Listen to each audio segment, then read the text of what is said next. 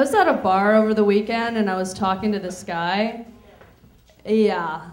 And within the first minute, he was like, I only have sex without a condom. Yeah. Then he had the nerve to ask me for my phone number. I was like, 310-663. Do you have a pen? Are you writing this down? Yeah. There's a guy that I work with who has a crush on me, I think, because he keeps asking me out on dates. And no matter how many times I say no, he just keeps persisting.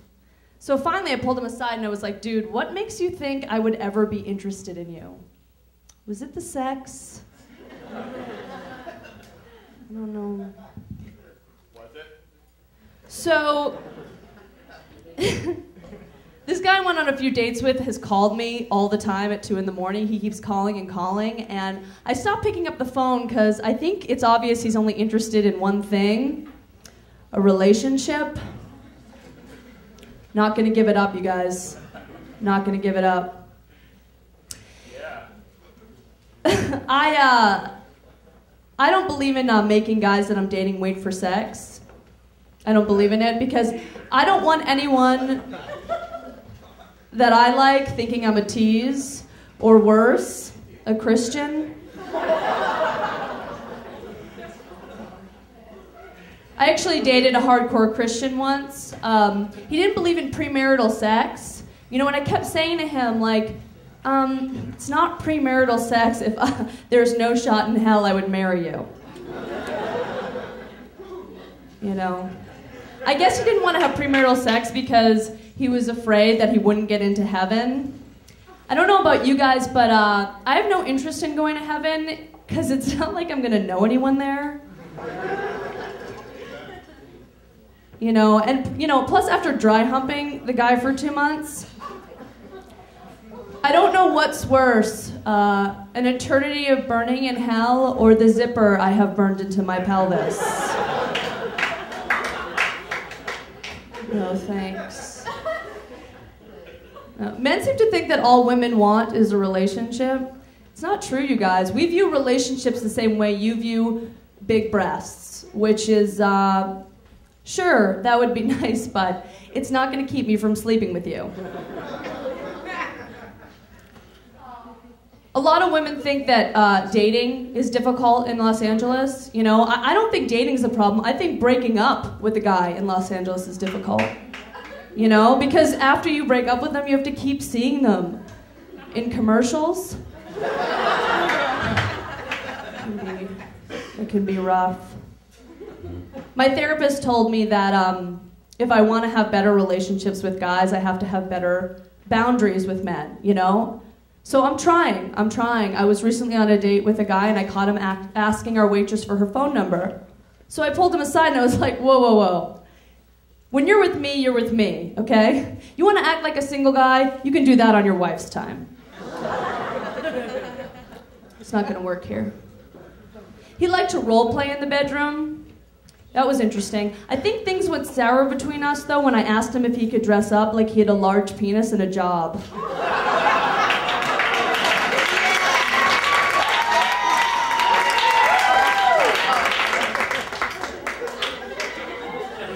Yeah.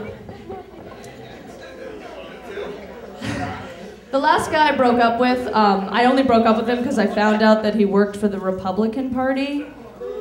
Yeah, no, it's not that I'm political, it's just that I got sick of waiting for him to screw me as hard as he does the American people.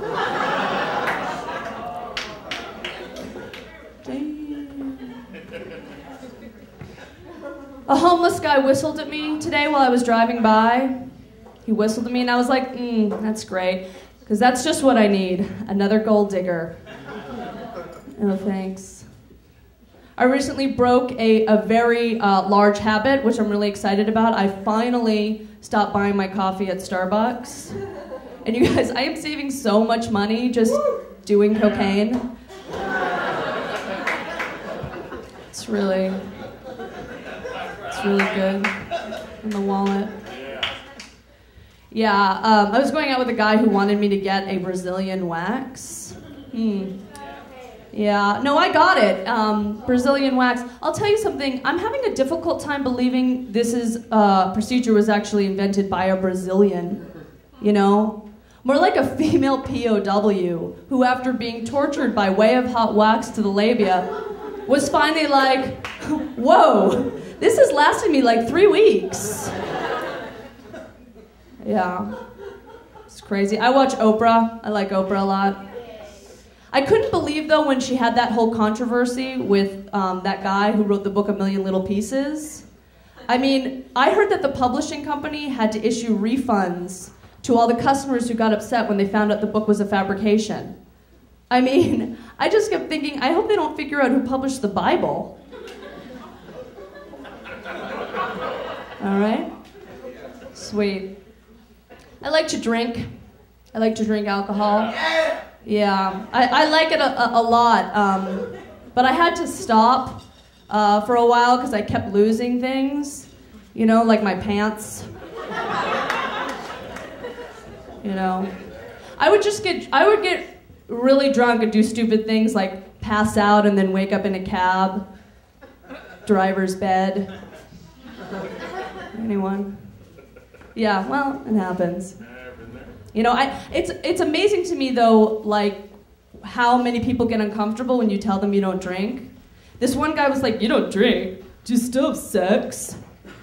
And I was like, yeah, the only difference is probably not with you. Yeah, probably. I grew up in a white, suburban, upper-middle-class area of Boston, and when I moved out of the house, my mother, like any good, loving mother, started renting out my room to foreign exchange students. Anyone? The problem was she didn't tell me, so when I came home from California from the first time, you can imagine my surprise when I found a Somalian in my living room. Naturally, I thought he was an intruder, so I made tender love to him. I don't have any tattoos on my body. I attribute this to my mother, who once at a family event heard me say the word tattoo, and she took that as a key to pull down her pants and reveal a black and red smear across her.